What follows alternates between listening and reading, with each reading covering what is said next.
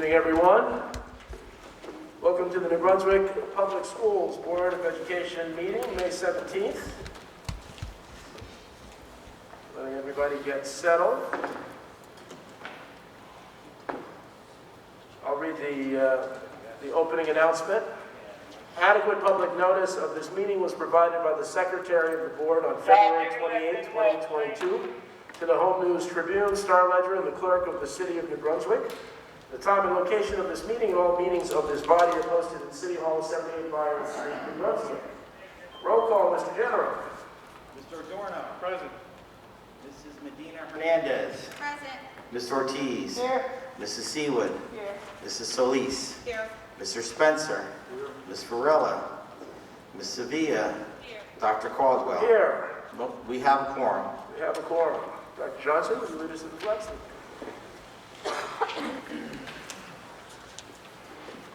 Ready, salute. I pledge allegiance to the flag of the United States of America and to the republic for which it stands, one nation, under God, indivisible, with liberty and justice for all. A reminder that our next regular monthly Board of Education meeting will be held on Tuesday, June 21st, 2022, beginning at 7 p.m. right here in the New Brunswick High School in the auditorium. My goodness, this year's going by. Unbelievable. Is there a motion to accept the minutes of April 26, 2022? So moved. Second. And we can do both, I guess, and well, we'll do one at a time. Roll call, please, Mr. General. Mr. Adorno. Yes. Mrs. Medina Hernandez. Yes. Ms. Ortiz. Yes. Mrs. Seawood. Yes. Mrs. Solis. Yes. Mr. Spencer. Ms. Sevilla. Yes. Dr. Caldwell. Yes. Motion approved. Is there a motion to accept the reorganization meeting minutes of May 3rd? So moved. Second? Second. Roll call, Mr. General. Mr. Adorno. Yes. Mrs. Medina Hernandez. Yes. Mr. Ortiz. Mrs. Seawood. Yes. Mrs. Solis. Yes. Mr. Spencer. Ms. Sevilla. Yes. Dr. Caldwell. Yes. Motion approved. Item number 4 on the agenda, the Superintendent's Report. Dr. Audrey A. Johnson. Thank you, Dr. Caldwell. For the month of May, we have enrolled 9,787 students. For April, we had 3 cases of harassment, intimidation, and bullying, and I just want to let the board know that the New Jersey Department of Education has released our district school grade report for the school's self-assessment for determining grades under the Anti-Bullying and Bill of Rights. For the 2020-2021 school year, our district grade is a 67 out of a maximum score of 78, which gives us about 85%, but we will continue to improve our practices. Also, for the month of April, there were 91 suspensions. Our April staff attendance was at 94%. Our student attendance at 92%. There were 9 positive cases for students of COVID and 32 positive cases for employees. Effective this past Monday, May 16th, New Brunswick Public Schools reinstated the mandatory mask wearing for all students, staff, and visitors while indoors. The decision was made due to the rise of the COVID-19 activity level for our region, which is now high. In addition, we have also implemented courtesy COVID-19 testing for unvaccinated employees twice per week at multiple district locations. Currently, planning and preparation for our 8th graders who will be incoming 9th graders at our high school is underway. During the week of June 13th, our K-8 and middle school 8th graders will be visiting the New Brunswick High School and participating in their 9th grade orientation that will include several activities and workshops focused on high school programs and studies, athletic sports and extracurricular offerings, meeting the guidance counselors, mental health awareness, and developing healthy habits. Also in May is a month set aside to raise awareness of mental health. Each year we fight stigmatization, provide support, educate the public, and advocate for policies that support people with mental illness and their families. This year's theme is Together for Mental Health. As a district, we continue to prioritize our staff and students' mental health and our continued efforts in developing comprehensive mental health programs and resources that support our school community. Also this month, we recognize our school lunch heroes who work to provide healthy meals for our students, and our school nurses, who have played a pivotal role in nurturing our school community and ensuring a healthy and safe environment for all during these difficult times. Their countless hours of service and dedication cannot go unnoticed, and we thank you. On behalf of the Board of Education, we are grateful for your expertise, your knowledge, your consistency, your perseverance, your professionalism, your valor, and your demonstration of heroism. Thank you for making a difference in the lives of our students, in the lives of our families and district each and every day. And lastly, we are continuing our efforts in making COVID-19 testing available to all students and staff on Mondays and Fridays. On May 7th, again through our continued partnership with the New Jersey Black Women Physician Association, we were able to host another successful vaccine clinic at Red Shore, where 54 first doses, second doses, and boosters were provided to students, parents, and staff. We have another vaccine clinic taking place this Saturday, June 4th, from 10 to 2 p.m. at Red Shore. This will be our last COVID-19 vaccine clinic for the school year, and this event will include many other fun activities for our families to celebrate a sense of community throughout these difficult times. To sign up, please visit our district website, and walk-ins will also be accepted. Thank you, and that concludes my report. Wonderful. Thank you, Dr. Johnson. Is there a motion to accept the superintendent's report? So moved. Is there a second?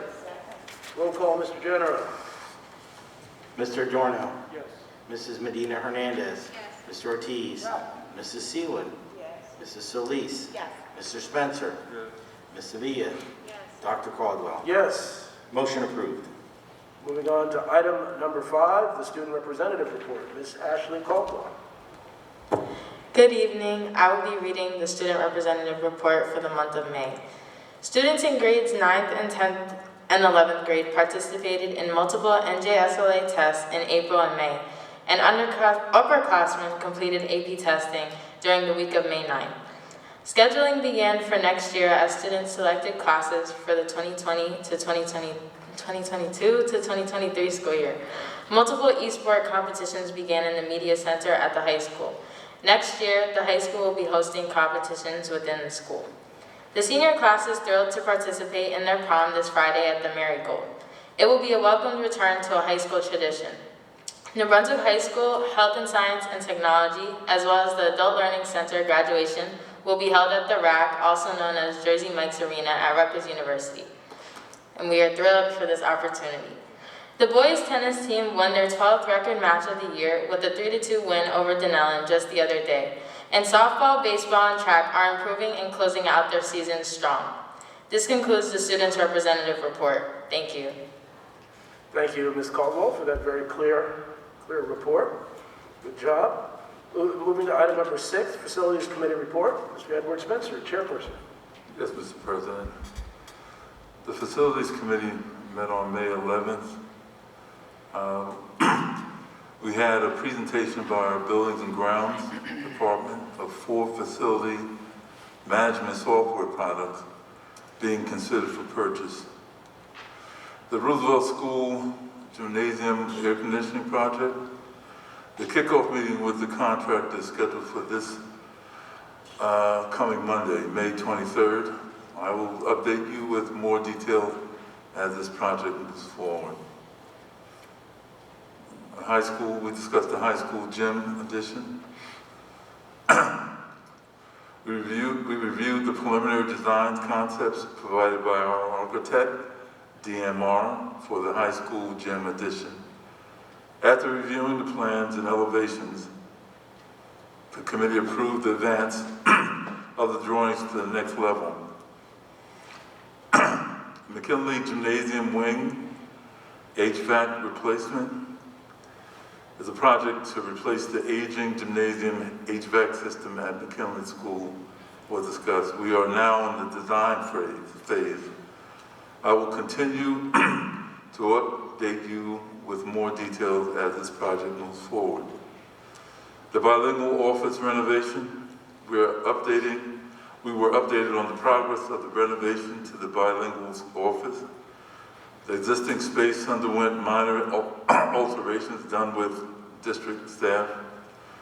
New painted and new floor finishes have been completed. The furniture is being installed this week, and we will look forward to touring the renovated space upon completion. The Blanquita Valente School, we now have received all required the approval from the New Jersey Department of Community Affairs, with the exception of fire protection. The final educational approval was received from the Department of Education on August 18, 2021. The treatment works approval was on August 11, 2021. The water main extension permit approval was August 20, 2021. Stormwater management plan review conditional approval, August 20, 2021. The Delaware Raritan Canal Commission approval was September 15, 2021. Full site soil erosion and sediment control plan approval, September 20, 2021. All pre-construction remedial actions have been completed. The underground tanks have been removed. The holes have been properly filled and the job trailers have been delivered to the site. Temporary electrical utilities have been connected. Site demolition, clearing, and evacuation of both detention basins have been completed. Grading and buildings pad work is complete. Atlantic Engineering continues with their on-site inspection and testing services for concrete and soil. Additionally, they have started the inspection of structural steel. Structural steel continues to be fabricated, and the first few deliveries have arrived on site. Erection of the steel is scheduled to start at the end of this month. The construction progress remains on schedule for a completion date of August 2023. We have spent $8.9 million towards constructions to date. That, Mr. President, concludes my report. Thank you, Mr. Spencer, for that thorough report. A lot of progress being made. That's excellent, excellent. We'll move on to the Athletic Committee report. Ms. Patricia Varela. Here? Who's going to do it? You going to do it? Ivan? Mr. Adorno will do it. The spring season is closing up and every sports team has shown improvement from the previous year's record. Both baseball and softball increased their wins over the previous year and expanded their teams. Softball was able to add in a JV team this year, and baseball will look to do the same next year. Tennis has improved their record to 12-5, which is a huge improvement over their 2-win season a year ago. Our boys track team is 3-2 in dual meets, and the girls track team is 2-3. The boys track team finished 9th in the county at the GMC relays, earning medals in all skills of jumping, distance, sprints, and all 3 throwing events. Middle school sports have been going well after a 2-year hiatus due to COVID. Boys track is undefeated in dual meets. Volleyball is improving during its inaugural season. Baseball and softball are competitive. Fall sports recruitment has begun for grades 5 through 11. Registration is open for all interested. Coaches and athletic directors have visited all schools that have grades 5 through 8 to gain interest in our athletic programs. Physicals will take place at the middle schools on May 25th and at the high school on May 24th. We have also had several students selected to receive GMC awards, and more will follow as the spring season comes to a close. Edgar Rosales earned All-County Blue Division for boys golf, with Coach Antoine Allen being selected as Blue Division Coach of the Year. Zanai Burgess was selected to receive a scholarship from the NJSIAA for her academic and athletic achievements this past Sunday. Lastly, Salma Ibrahim was selected to play in the GMC's All-Star Game for softball. And I would like to ask for a vote. Yes. You want a motion for the athletic Motion. report? Yeah, is there a motion to accept the athletic report? Second. Roll call, Mr. General. Mr. Adorno? Yes. Mrs. Medina Hernandez? Yes. Mr. Ortiz? Yes. Mrs. Seawood? Yes. Mrs. Solis? Yes. Mr. Spencer? Yes. Ms. Sevilla? Dr. Caldwell? Yes. Motion approved. Thank you, Mr. Adorno. This golf, and You know, we have such a wide range of incredible talent here. It's amazing. Amazing. We will move on to item number 8, the Curriculum Policy Committee report. Mrs. Imra L. Seawood, Chairperson. Mr. President, members of the board, the Curriculum and Policy Committee did meet last week, May 10th. We had a presentation by the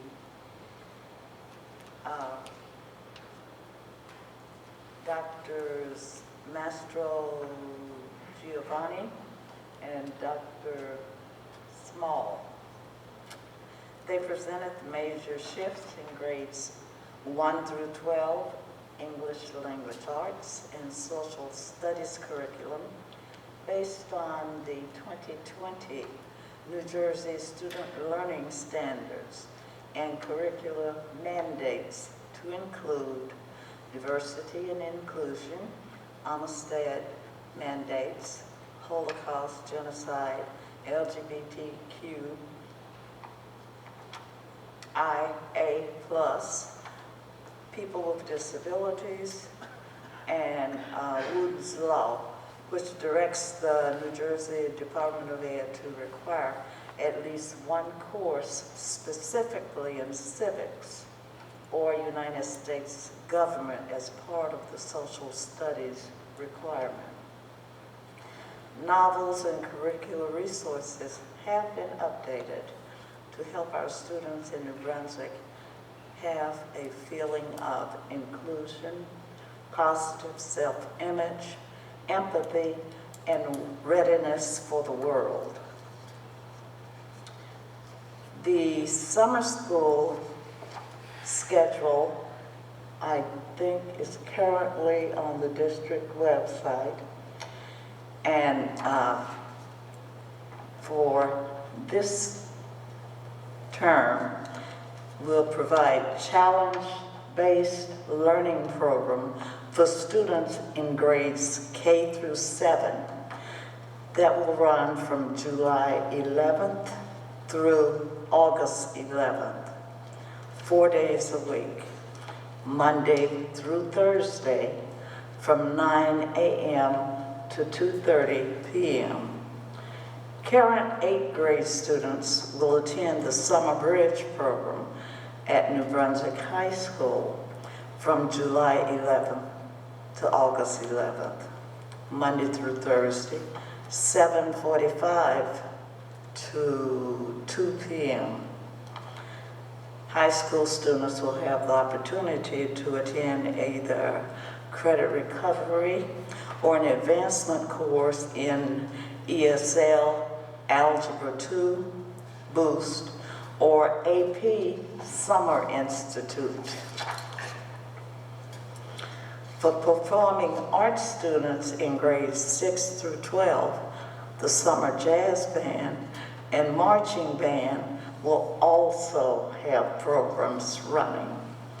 All elementary and middle school students have received permission slips at their home school, and all high school students identified for specific programs will be notified by their school counselor.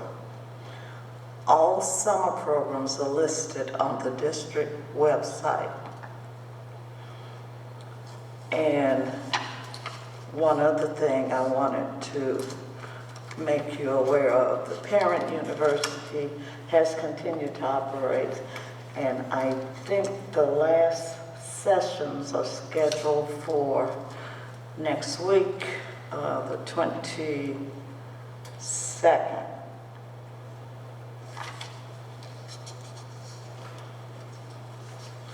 The next thing we did, we reviewed all resolutions, and we're recommending their approval. They are listed on the consent agenda.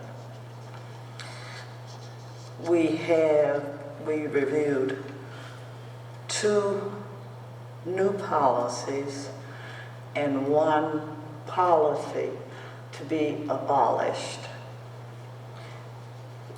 Policy 1648.14 safety plan for healthcare settings in school buildings, COVID-19, which was the mandated policy originally adopted by OSHA, the Emergency Temporary Standards, ETS. Only 2 sections are now required. The provisions addressing reporting requirements and record keeping. Therefore, this policy has now been abolished and replaced with policy 1648.15, which is a new mandated policy that covers the record-keeping provision required by the Emergency Temporary Standards for the state of New Jersey. The other new policy we looked at was policy 2416-.01, postnatal accommodation for students. That policy was developed for school districts to accommodate students who are returning to school after the birth of their child and want to express breast milk or breastfeed their child during the school day. The lactation room will be private, functional, and available when needed by a nursing student mother. We have previously approved the same policy, but it only applied to employees, staff members. So the state's recommending that we include students in the policy now. And those 3 policy actions are included on the consent agenda, and we're requesting approval on the first reading. And that concludes the report. Thank you, Ms. Seawood, for yet another thorough report. Appreciate it. We're moving on to item 9, the Educational Services Commission of New Jersey. I've often reported about it being the largest special needs school district in the state. I've talked about it having the largest buying group in the state, that every municipality and every school district is a member of the commission. One thing I haven't talked about is the internet connectivity of the Educational Services Commission of New Jersey. It's a member of the New Jersey Digital Learning and Assessment Program, NJ-DERLAP, and for much of the state, providing on-campus internet, at-home connectivity, mobile networking, personal device access, all through a state grant. And so the commission has really been at the forefront of making sure that students can continue to learn even during the pandemic, and to make sure that there's access. So that's yet another service of the commission that we don't, this year I haven't talked that much about. So with that, we'll move to item number 10, the public comments. As you know, these public comments are for the business of the board only. We will not tolerate any personal attacks. We will not tolerate any disrespect. I was in the booth up there earlier and I viewed the red button to cut off the mic. And if people are disrespectful, we'll have people escorted away from the mic. So again, we want to keep public decorum. We want to focus on the school board's business and that alone. So, Rich, do we have anyone who signed up? Yes, the first speaker is Ms. Danielle Moore. Ms. Danielle Moore, welcome. Yes, I have to say, hello everyone. I come here to argue today, but I'm feeling too good after a lovely church session. But one thing I would like to say to you, Dr. Caldwell, before I received the letter from your lawyer, if you want someone to respect you, I think you ought to respect me. Stop calling me. All right, Miss, do you have business for the board? I'm going to shut off your mic if you don't talk about what is your business for the school district. Well, basically, when I do talk about the school business, what do you keep doing? Calling me evil, calling me evil. Do you have any business for today? Due to where, okay, yes, I will ask you, due to where to show you, like I said, has Mr. Ron Severs from the county speak to you, Dr. Johnson, or the principal at Red Shaw School about leaving the school life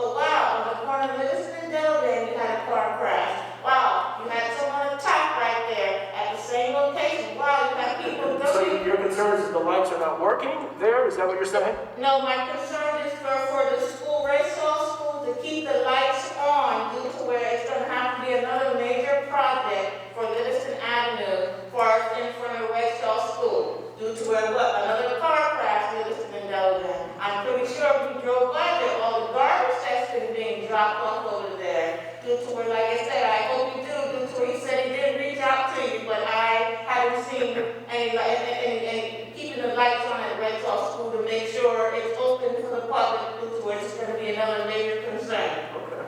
Now, I'm glad to hear you say, okay, instead of calling me evil, because like I said, I'm a First person. of all, when you stop that, I have never in my life ever called you that word. So don't even mention that again. It's on video, several times you have. Even when I spoke about the Red Sox Your concern is the lights, okay, that's one concern. You have another concern. like I said, you interrupt other people, but don't let people finish. And like I said, you say you're a person that cares, but no, you're not. Because one thing I will say, if you really did care, you would keep the time at 5 minutes, not 3 minutes, and really listen. If you really care, I shouldn't have to tell you more than one time. And wow, I'm warning you, something's going to happen. And Do then you have what? any You're other going to school take me business? serious. Do you have any other school business?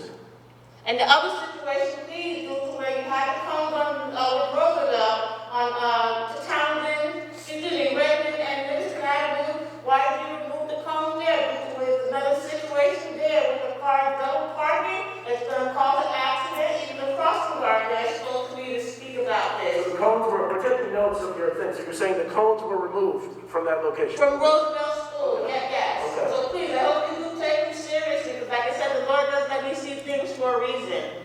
Thank you very much. Have a good day. Rich, do we have anyone else who signed up? Yes, Charlie Crowell. Okay, Mr. Credible.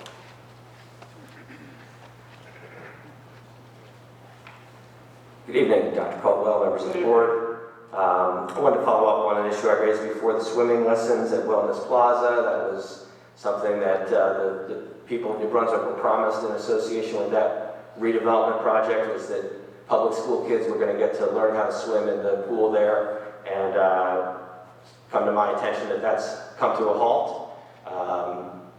Can you tell me what the plan is to get that going again, what the plan is to make up for the students who missed it in the 2 years that you haven't had it, and what is the legal basis for you to not be doing it? Because it's my understanding that pools are able to be open despite the pandemic. You want to speak? I'll just start by the end part about the pandemic, and I'll ask Ms. Lagos to provide further clarification. I do believe that it is, Robert Wood Johnson has some specific rules related to the pandemic. I do understand that we also had to comply to those rules, but I'll ask Ms. Lagos to provide some information. Thank you, Dr. Johnson. Good evening, everyone. As for the aquatics program for next year, our grade 5 students will be participating with Robert Wood Johnson for the aquatics program. We have spoken to those in charge, and they have revisited the situation, and now it will be open for our grade 5 students to participate. We have already shared a list of our students with them, and that will be taking place moving forward. Thank you. Thank you for that answer. Can you tell me what you're going to do about the kids who missed it the past 2 years? Are they going to be able to avail themselves of the opportunity? I assume not. I assume not. That's one of the, the victims of the pandemic. I mean, there are a lot of things that our students missed because of the pandemic, and they're dealing with because of that, and that is one of them. Well, it's the victims of Robert Wood Johnson, apparently, since the pool could have been used, it could have been open, and may well be open for their customers there. So that's unfortunate, but I only have 50 seconds left, so I want to ask about Resolution M. Why are New Brunswick taxpayers paying for improvements to a building the district doesn't own? This is, of course, the warehouse school owned by WIC. But Bob Paul is the developer. Why won't DevCo pick up the tab for these improvements when they forced the kids to, at Lincoln Annex, to take their education in this warehouse? Any comment? Iris Ford?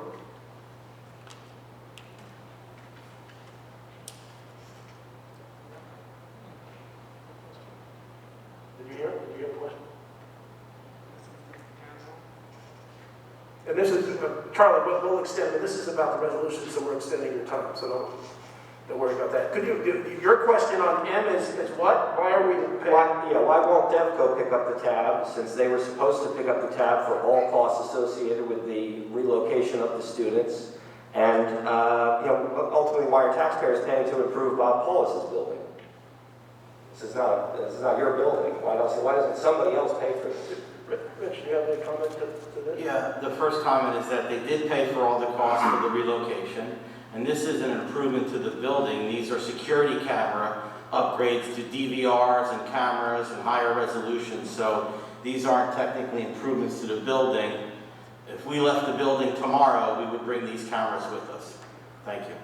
I'm sorry, Charlie. I thought you said M, so I was looking at this with sorry. Dr. It says, what does this have to do with NEFCO? So that's why I was looking confused. Okay. So, Well, I can see my time is up, but I do just want to suggest hybrid meetings to allow people to be able to participate. If you can't make it, please restore our time to speak, restore the 5 minutes on resolutions, and don't run the clock while you're talking. I appreciate the extra time today. Have a good evening. thank you, Charlie. Mr. General, does anybody else sign up? No, sir. Okay. Hearing none, we have the President's report. So a couple things. One, I want to call attention to an excellent article that I read from someone that I know pretty well.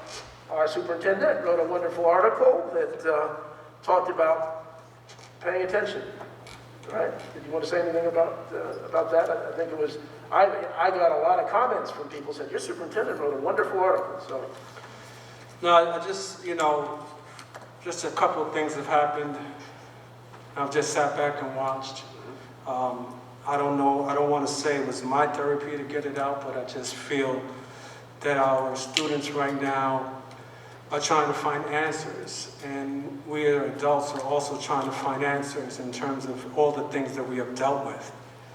And there's a couple of things that may have happened that I just felt was enough, and I think the tipping point was the incident that happened at the Oscars, and just realizing that we're normalizing behaviors now that I think society has come to realize that it's okay. And we also witnessed a lot of the harsh criticism or comments that our previous president has made, and the behaviors and the mocking and things that I just felt was not acceptable, that we have students who are watching.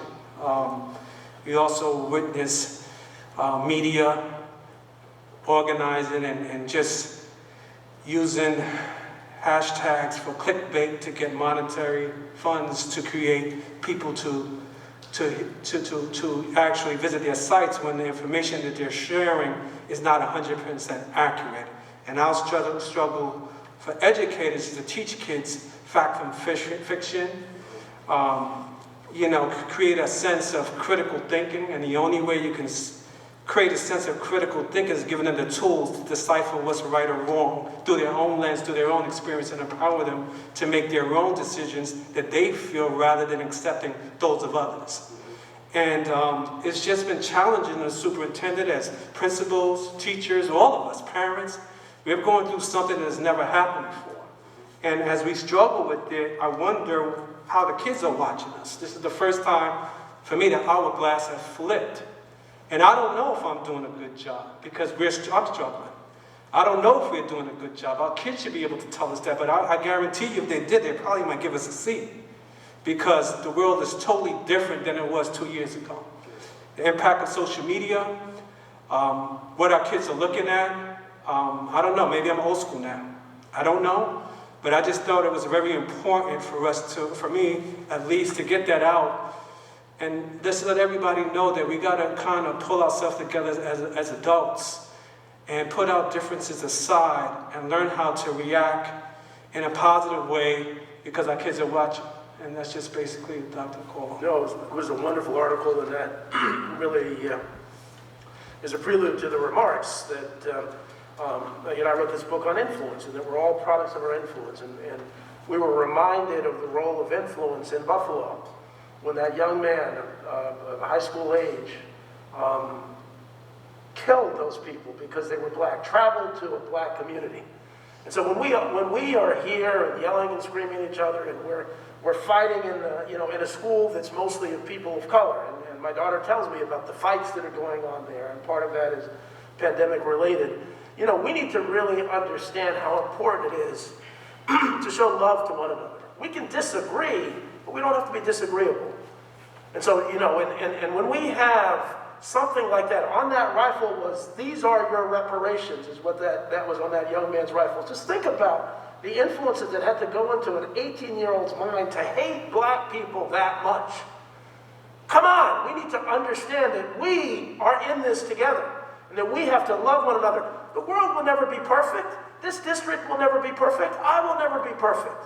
We can sit here and complain about this, but we get so excited about that. There's a world out there that's trying to kill us.